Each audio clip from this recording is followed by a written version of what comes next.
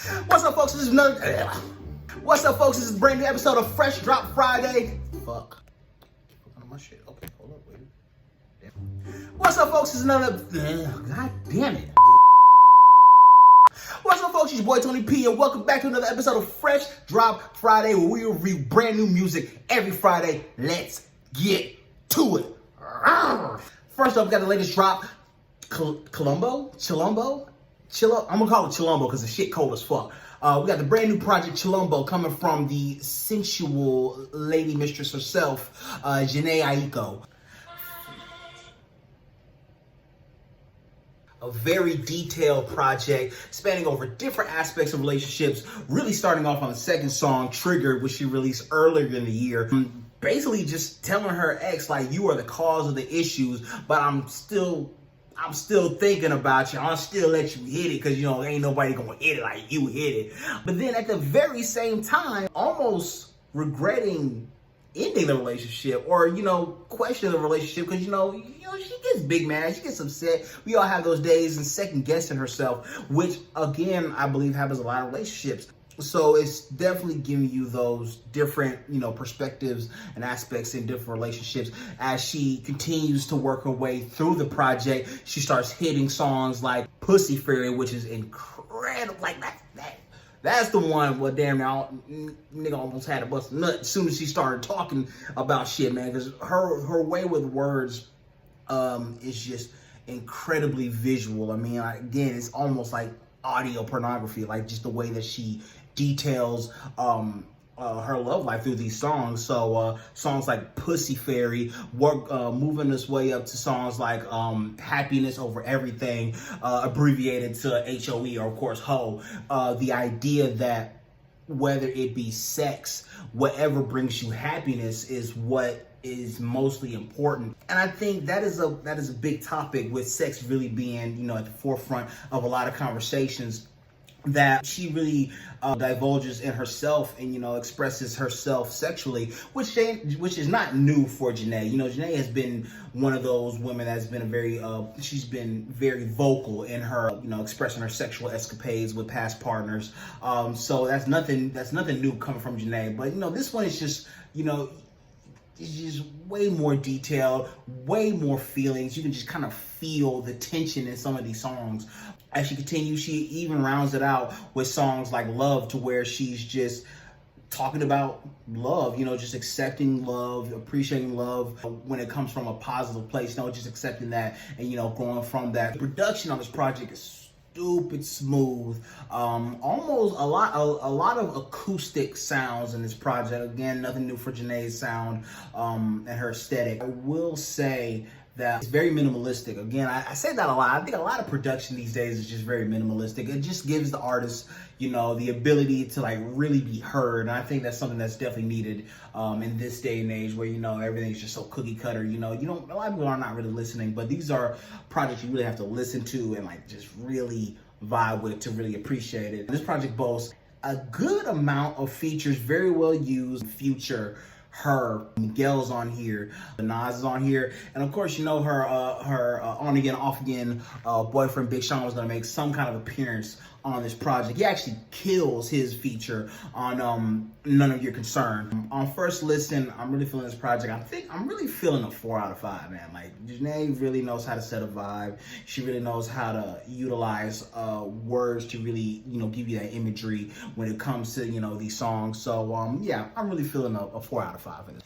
Next up, we got the new project Sugar, coming from Megan Thee Stallion. Amidst the label issues that she's been having with indie label 1510, she was able to drop her latest project, Sugar, with only 9 songs spanning around 20 minutes. Honestly, I really don't know how to feel about this project. The production itself is one of the biggest things that jumped out at me. The beats are a lot more New Orleans bounce type tracks, and I guess the typical trap beats that are like out here, like, but they're slow. Like, all the songs are like, and when it comes to like, they're not very upbeat. And I think she loses a lot of energy that we've come to know and love from her on projects like this. In that kind of flex sex rap, save for one song, Crying in the Car, which kind of regales or kind of has May kind of accepting her growth as she works her way in the music business, and also dealing with different people that might not have her best interest at heart. Other than that, it's just, you know, get money and fucking niggas, which is a whole nother different line than get money, fuck bitches. On first listen, I think I'm feeling like a 2.75, 3. It's an okay project. It's short. There's not too much on here. There's only like maybe a song that's okay.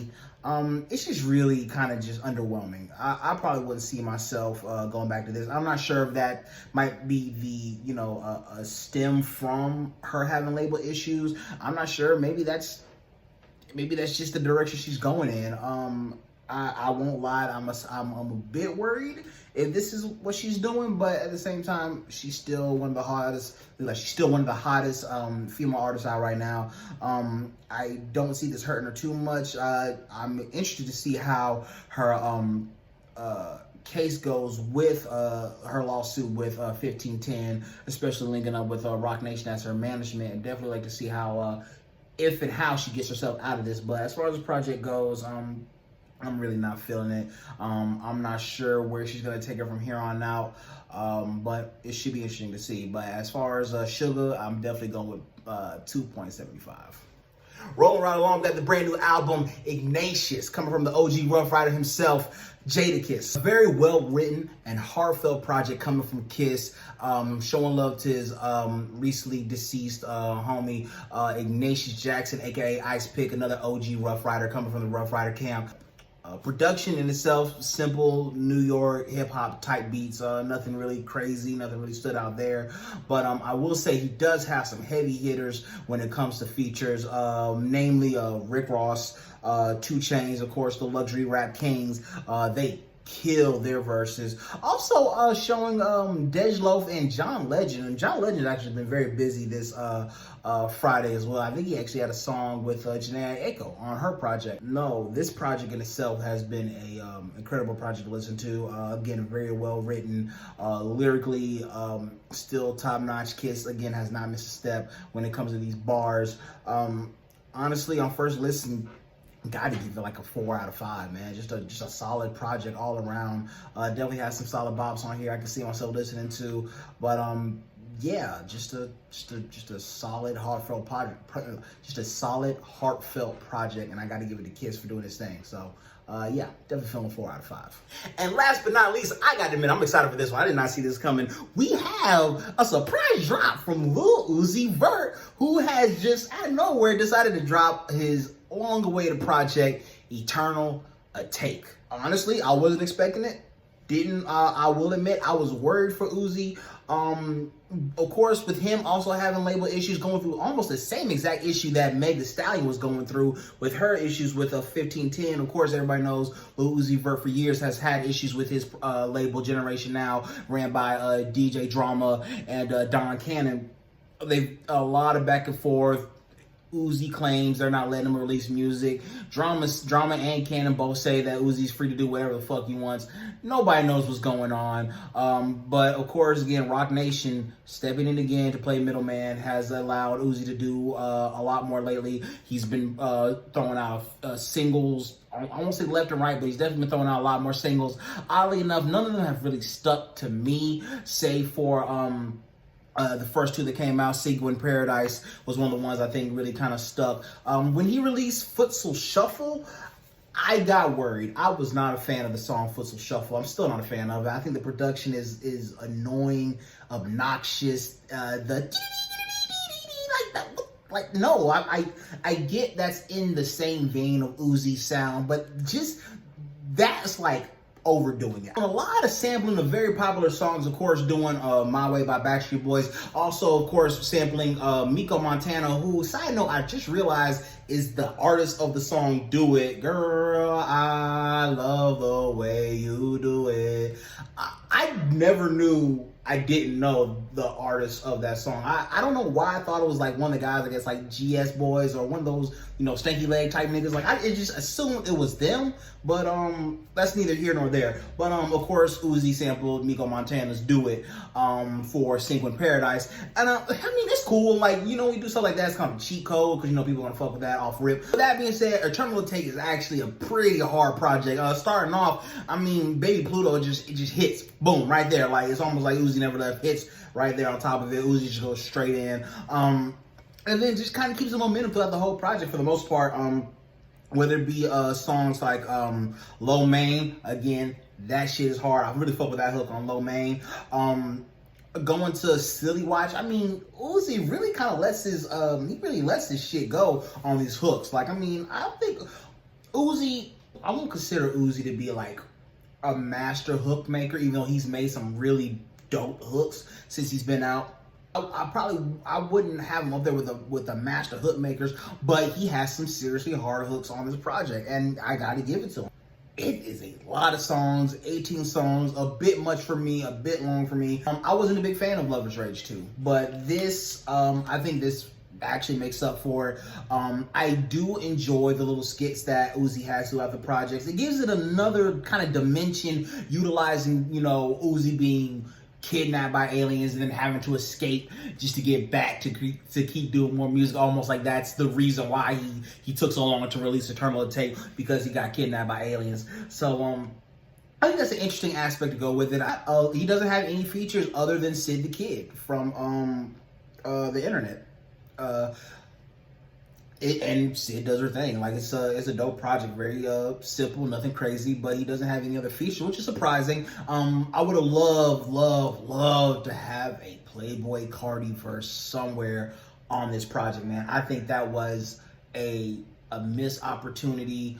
Of course, we all know Uzi has stated that, you know, him and Cardi might not be on the best terms right now for whatever reason. There's no telling. But I really feel like Cardi would have probably done something special on somewhere on here. I think with Uzi being gone for so long, that, you know, it just would have been really good to see those guys back together again, kind of like getting back to how it used to be back then. Production still stemming from that same almost futuristic electronic trap production. Definitely spans out the whole project. Lyrically, Uzi is Uzi is Uzi, man. Like, you can't really expect too much lyrically from people like Lil Uzi Vert, the swag flex rappers. His flow, his flow is still tight as ever. Again, lyrically, there is no song on this project that that stands up to XO Tour Life. I don't think at this rate, I don't think Uzi is going to have a bigger song than XO Tour Life. I don't see it. As a matter of fact, the sheer fact that he has basically like a XO Tour Life sequel called P2 on here, it just goes to show you that this shit don't even hit the same. I don't even know why he would have put that song on there, because it's literally just XO Tour Life kind of like dumbed down. Like kind of like the alternate version of XO Tour Life, and it just didn't feel necessary. I don't know what the point was. It almost felt like they were putting that song on there to get any last bit of streaming juice they can get out of XO Tour Life. I'm feeling a 4 out of 5 on the first listen, man. Uzi did his thing. I feel like he beat the odds. I feel like people were really worried if he was going to be able to maintain his, you know, his sound and his style. I feel like he's maintained it. He's elevated it to a certain extent. I feel like a lot of people who were a big fan of his earlier sounds might be a smidge disappointed. Just a little bit, but I feel like if you really kind of like just understand the idea that Uzi kind of has to grow up. He even mentions it, like, you know, like he's not the same guy. Like he's literally grown up. He mentions it in his songs, like, you know, he's not the same guy. So you just gotta appreciate the growth that artists like Uzi have as they start, you know, finding more footing in the game. And just kind of understanding where their place is in it. So again, on first listen, I gotta give Lil Uzi Vert's Eternal Take 4 out of 5. And that's going to wrap it up for our reviews, ladies and gentlemen. But before we get up out of here, I got to give a big ass shout out to my homie, Mr. 105, for being our fresh AF artist of the night. He just released his brand new project, Sessions EP, now out on YouTube as we speak. I'm actually going to play you guys his brand new single, Ain't Gotta Go, featuring the homegirl, Autumn Rainwater, right now.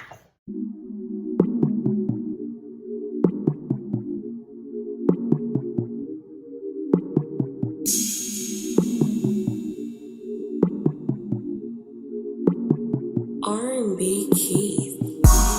If you wanna stay, you ain't gotta go. If you wanna stay, you ain't gotta go. If you wanna stay, you ain't gotta go. If you wanna stay, you ain't gotta go. If you wanna stay, you ain't gotta go. If you wanna stay, you ain't gotta go. If you wanna stay, you ain't gotta go. If you wanna stay, you ain't gotta go. Make the right decision. If you wanna be with me, or if you wanna do this by yourself. Baby, what's the vision? Because I sacrificed a lot for you, and I would not neglect myself. You say you wanna stay with me, but you know you got to show and prove. Yeah. Baby girl, here's all my love, so let me know what you're trying to do. Yeah. Complications and frustrations, boy, you drive me crazy. But through all the ups and downs, you'll always be my baby. Even when it seems I'm up in the sky, like I'm out of my mind, you still take your time with me. You make me believe there's much more to see. Loving you is sweet, just like honey. You're patient with me. That was Ain't Gotta Go by Mr. 105 featuring Autumn Rainwater. Incredible single. Actually a solid project, man. Production is definitely a step up than what I usually hear from Mr. 105. I would have liked to see a bit more like clean mixing with this project. Some of these songs are not mixed. The EP is only like 6 songs. The vibes are dope with them, but the mixing is kind of iffy here and there. Writing is decent, you know, generic singer-songwriter, love songs, not bad, nothing crazy out the way, but you know, Mr. 105's vocals definitely stand out. They definitely you know, set the tone here. Again, Ain't Gotta Go featuring Autumn Rainwater. She killed her feature. Shout out to her. I actually really enjoyed his song Cry No More, which I believe is the last song on his project.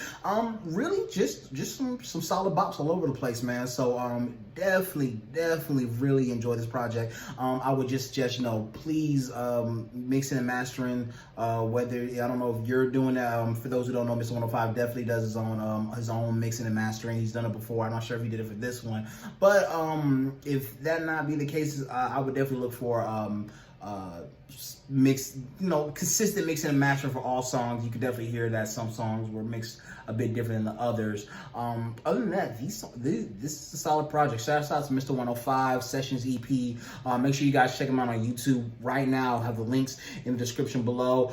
Make sure you guys tap in and give my man a listen. And that's gonna wrap it up for tonight, guys. Thank you so much for tuning in. If you are an artist or you know an artist that would love their music review, please, by all means, tell them to drop a comment below. Hit us up here on YouTube, or if not, hit us up on Facebook at the TAJ Channel, or you can hit us up on Instagram at 4, that's the number 4, ever, EVER .TAJ, TAJ. Hit us up on there. Make sure you give us a follow. We always follow back. Send us a message. Send us your music. We'll check it out. We'll give you guys honest feedback. We always give honest feedback. We do not want to bullshit you guys, because we all know you want somebody to listen to your stuff, and you want somebody to critique it so you guys can get better, because we know that we want you to get better because you guys want us to get better, and the only way we're going to do that is if we work together. So again, if you want to get your music reviewed, hit us up. It is your boy Tony P, and I'm out this bitch. Ugh.